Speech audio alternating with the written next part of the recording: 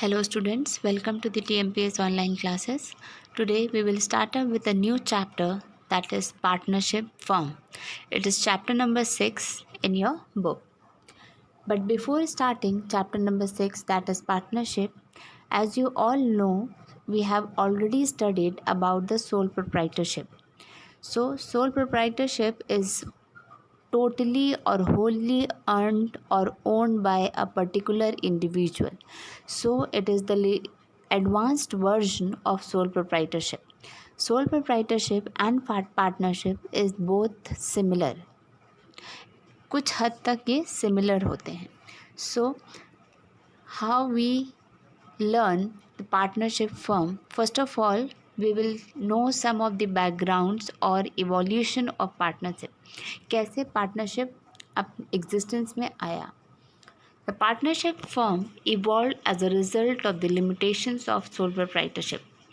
As we discussed that there are many limitations in the sole proprietorship related to the in terms of financial, because it is totally owned by the particular individual. So financial problem is the main problem there, and managerial ability and only hold and control by one person, जिसको control भी एक ही person करता था. सो managerial ability भी कम थी with the growth of business and competition, and which is also very lacking behind in the growing competition in our country.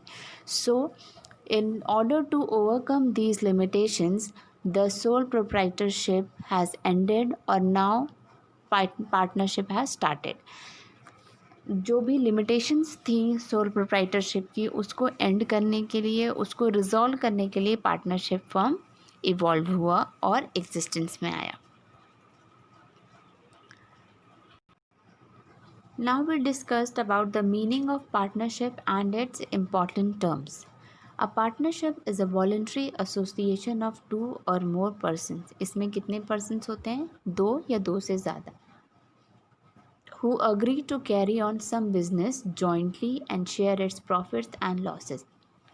और दोनों को ही अग्री होना पड़ेगा कि जो भी प्रॉफिट्स उस ऑर्गेनाइजेशन में आ रहा है वो इक्वली डिस्ट्रीब्यूट हो, और जॉइंटली सारे रूल्स रेगुलेशंस एक्शंस वो साथ में लें.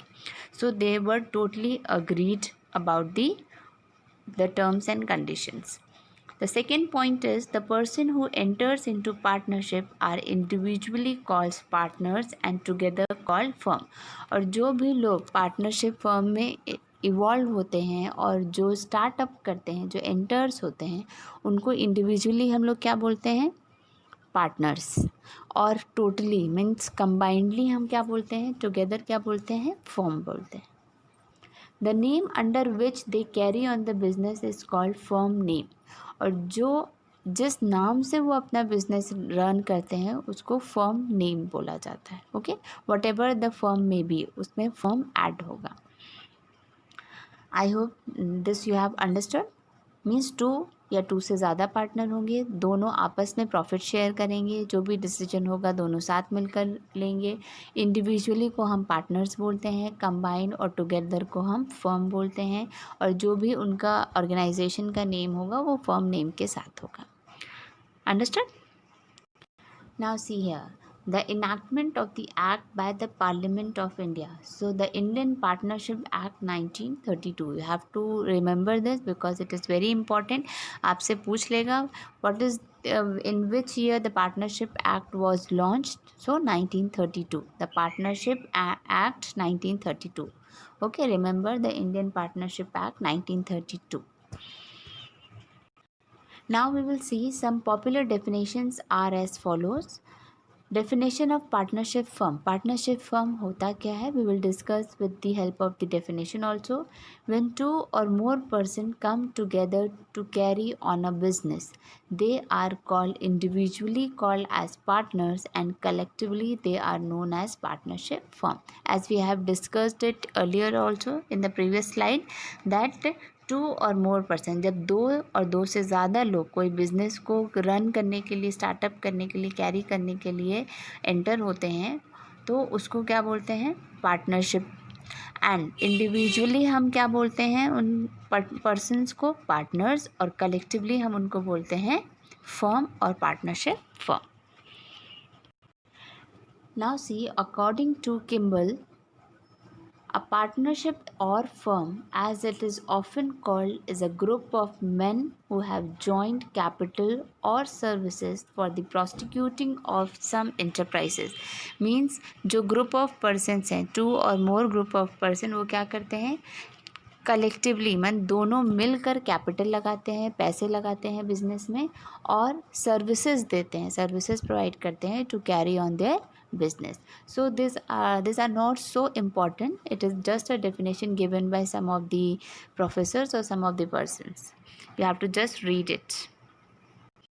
See the second one. According to Haney, partnership is the relation between persons competent to make contract who agree to carry on a lawful business in a common with a view to private gain. अब हैनी ने क्या बोला कि partnership क्या है, एक relation है बिटवीन 2 और मोर पर्सन, 2 या 2 से लोगों के से ज़्यादा, और एक कॉन्ट्रैक्ट है। मीन्स वो एक कॉन्ट्रैक्ट करते हैं कि जो भी चीज़ें वो बिज़नेस में लगाएंगे वो मिलकर लगाएंगे और प्रॉफिट अर्न जो भी होगा वो साथ मिलकर डिस्ट्रीब्यूट करेंगे, और उनका मेन मोटिव क्या होता है, to gain profit. Now we will see essential elements of a partnership business. First is plurality of members. Means plurality means single person नहीं होता, इसमें 2 या 2 से ज़्यादा person होते हैं. More than one person involved with the formation of partnership business. जब भी partnership business start होगा तो उसमें 2 या 2 से ज़्यादा लोग हैं, उसमें इंडिविजुअली पर्सन इन्वॉल्व नहीं हो सकता. अगर इंडिविजुअल होगा तो आपका सोल प्रोप्राइटरशिप होगा, ना कि पार्टनरशिप फॉर्म होगा. Second is contractual relation. उनके बीच में कॉन्ट्रैक्ट होता है कि जो भी चीज़ें आप बिजनेस में लगा रहे हो, जो भी प्रॉफिट होगा वो मिलकर बांटेंगे. The relation of the partners depends upon the contract between them.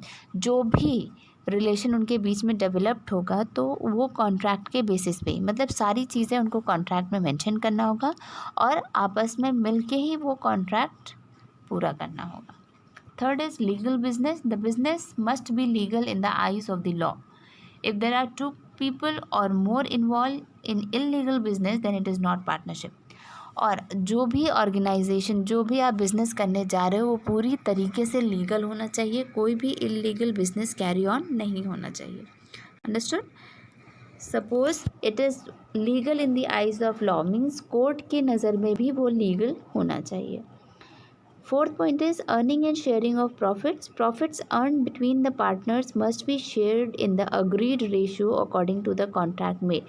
और जो भी प्रॉफिट उनको होगा, जो भी उनकी अर्निंग होगी वो कॉन्ट्रैक्ट के हिसाब से शेयर होगी. अगर जिस भी रेशियो में कॉन्ट्रैक्ट में मेंशन होगा प्रॉफिट शेयर करने का, उतने रेशियो में आपको प्रॉफिट शेयर करना होगा. And the last is mutual confidence and trust. The partnership form depends upon the mutual confidence and trust. Means जो भी आप पार्टनरशिप फर्म में इन्वॉल्व होंगे, जो भी पर्सन्स इन्वॉल्व होंगे, it is totally depend on the trust of the people, कि दोनों ही एक दूसरे के लिए लॉयल होना चाहिए और एक दूसरे पे कॉन्फिडेंस और ट्रस्ट होना चाहिए. Understood? We have discussed the 5 points. First is plurality of the members. Second is contractual relation. Third is legal business. Fourth is earning, sharing profits, mutual confidence and trust. Now next. Now we will read the features of partnership. First feature is 2 or more person. As we have discussed, इसमें कितने persons involved होते हैं, 2 या 2 से ज़्यादा. The maximum number of person in a partnership should not exceed 10 in case of banking business and 20 in other types of business. A firm cannot become partners of another firm, but its partners can join another firm as partner.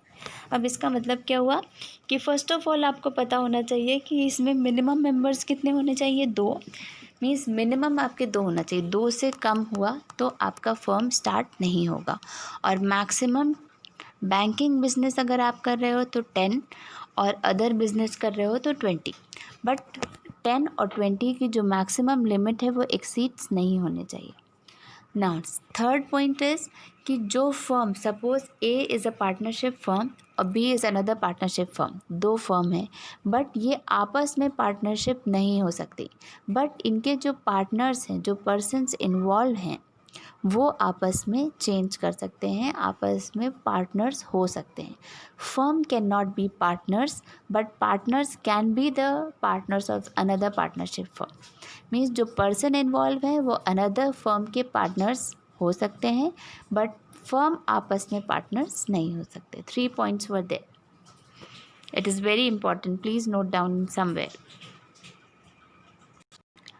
Okay, now second point is agreement. Partnership is an outcome between the persons, thus it forms out a contract not out of status or birth.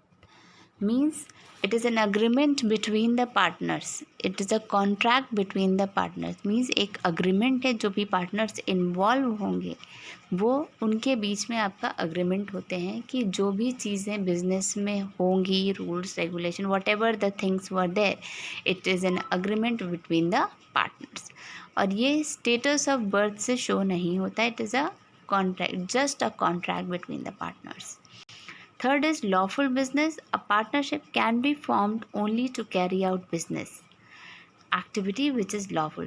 और जो भी activities involve होंगी आपकी partnership firm में, business में, वो बहुत ही legal होना चाहिए, बहुत ही लॉफुल होना चाहिए इन द आइज़ और in the court of law.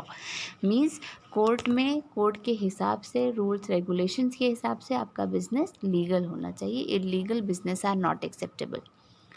Theft, dishonesty, smuggling, all are illegal acts. In cooperation with a partner cannot be called partnership. और जो भी illegal टाइप का बिजनेस करता है, that is smuggling, everything, whatever the illegal business were there, तो वो partnership नहीं कहलाएगा. The business should be legal. Now fourth point is sharing of profits. The partner shares the profit. The partner shares the profit in the agreed ratio as per the agreement. When the firm occurs a loss, even that must be shared among the partners. जो भी contract में आपका ratio divide होगा, what ever the ratio will be, अगर 50-50% है, जो भी profits और लॉस बिजनेस अकर करेगा, अगर प्रॉफिट हुआ तो भी उनको 50-50 शेयर करना है, अगर लॉस हुआ तो भी शेयर करना है. इट डज़ नॉट मीन्स कि सिर्फ प्रॉफिट ही शेयर करेंगे, लॉस शेयर नहीं करेंगे. Both the things they have to share between them according to the ratio given in the contract. See, I have given one chart to you all. Profit sharing, simple appropriation दिया हुआ है. Jan, K and Lil are partners. एक partnership firm था, उसमें 3 persons partners थे. Sharing profits and loss equally, और जो भी लॉस और प्रॉफिट होगा वो तीनों के बीच में इक्वली शेयर होगा. Their statements of profit and loss for 20 shows 20,000 or you can shows a profit or 60,000. A simple appropriation account would be there. Suppose अगर आपका profit 60,000 का हुआ तो प्रॉफिट शेयर मीन्स तीनों को इक्वली डिवाइड करना है. तो कितना प्रॉफिट आएगा? जैन का 20,000, के का 20,000 एंड लिल का भी 20,000. मीन्स तीनों को अगर ऐड करेंगे आप 60,000 तब भी आएगा. सो इक्वली मीन्स आपको सबको बराबर देना है. This is how your profit is shared among the partners. Now some more features are left. We will discuss them in the next class. Please go through the video once again and try to understand each and everything about the partnership firm. Today we have studied the background and evolution of the partnership firm. Second, we have studied the meaning and some elements. Third, we have studied the different definition of partnership firm and also some 4 features of partnership firm. So please go through the chapter once again. If you have any doubt, please write me in the comment section or text me to my personal message. If you have any doubt, please regarding to the studies, please give me a call also. Please like, share and subscribe the channel and also click the bell icon for the latest update. Thank you class. Have a nice day.